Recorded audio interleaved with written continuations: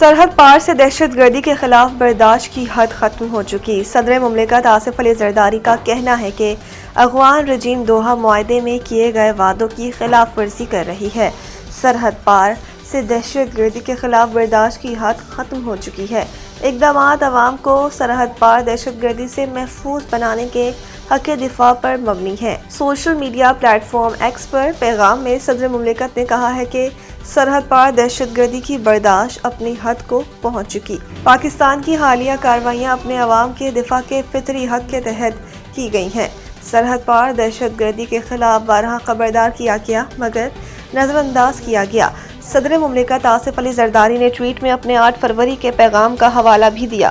کہا 8 فروری کو اپنے بیان میں پاکستان نے عالمی برادری کو متنبہ کیا تھا دہشت گرد کو سرحدوں پار سہولت دی جائے تو نتائج دنیا کے بے گناہ شہریوں کو بھگتنا پڑتے ہیں۔ آصف علی زرداری نے کہا ہے کہ پاکستان نے بتایا تھا طالبان حکومت نے 11 ستمبر سے بھی بدتر حالات کر دیے ہیں۔ کابل میں موجود خود ساختہ رجیم کو اقوام متحدہ بھی تسلیم نہیں کرتی۔ یہ انتہائی تشویشناک ہے کہ افغانستان دوحہ معاہدے کی خلاف ورزی کر رہی ہے۔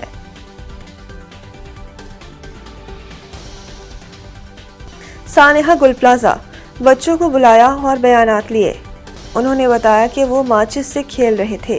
S S P city traffic Ijaz Shaikh Sindh high court میں سانحہ گل پلازہ کمیشن کے روبرو پیش ہوئے اور بتایا کہ جب وہاں پہنچا تو دیکھا میں روڈ والی سائڈ پر آگ بڑی شدت سے لگی ہوئی تھی۔ آگ کے بارے میں بتایا گیا کہ آگ بہت تیزی سے پھیل رہی ہے۔ ڈی سی آفس والی سائڈ سے آگ زیادہ نہیں تھی، لوگ وہاں سے سامان نکال رہے تھے۔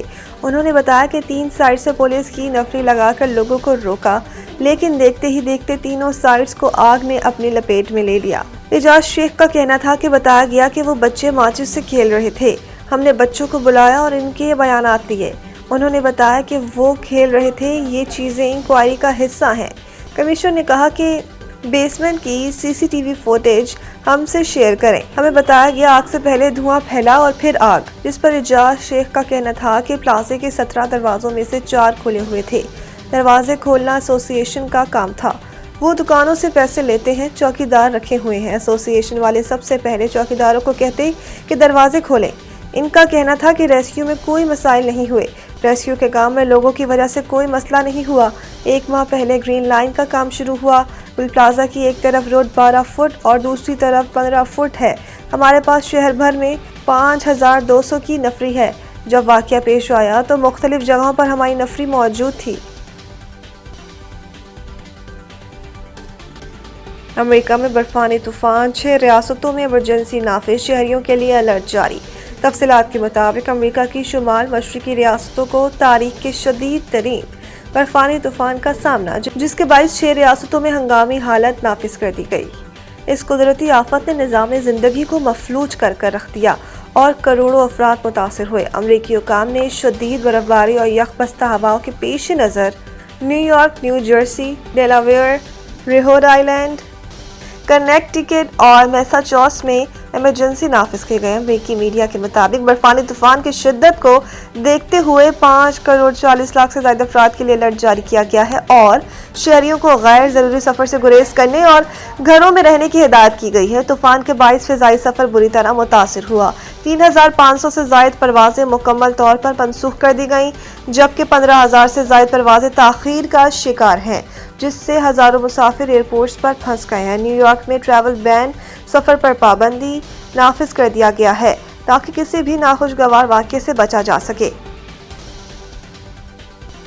رہنما MQM غیر ذمہ دارانہ بیانات سے گریز کریں، شرجیل انعام میمن۔ سندھ کے سینئر وزیر شرجیل انعام میمن نے کہا کہ خالد مقبول صدیقی اور مصطفیٰ کمال کی پریس کانفرنس ان کی کم علمی اور آئین سے ناواقفیت کی واضح علامت ہے۔ افسوس کی بات ہے کہ ان دنوں رہنما نے آئین اور قانون کا سنجیدہ مطالعہ نہیں کیا، ورنہ وہ اس نوعیت کے غیر ذمہ دارانہ بیانات دینے سے گریز کرتے۔ انہوں نے کہا ہے کہ خالد مقبول صدیقی اور مصطفیٰ کمال دونوں وفاقی وزیر ہیں اور وفاقی وزیر کی حیثیت سے اس طرح کے بیانات سے یہ سوال پیدا ہوتا ہے کہ آیا یہ وفاقی حکومت کی پالیسی ہے؟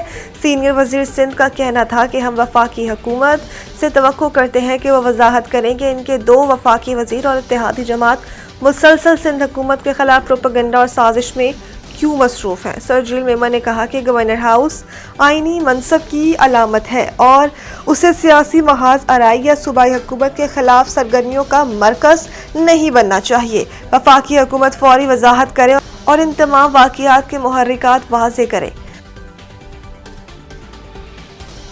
جنوبی افریقہ کے سابق کپتان نے پاکستان بیٹر بابر اعظم کے بیٹنگ آرڈر میں تنزلی کے فیصلے کی حمایت کر دی۔ انہوں نے کہا کہ پاکستانی ہیڈ کوچ مائک ہیسن کا فیصلہ حکمت عملی کے مطابق درست تھا۔ پیلسی نے مزید کہا کہ ٹی20 میں ابتدائی 6 اوورز میں تیز رفتار سٹرائک ریٹ درکار ہوتا ہے۔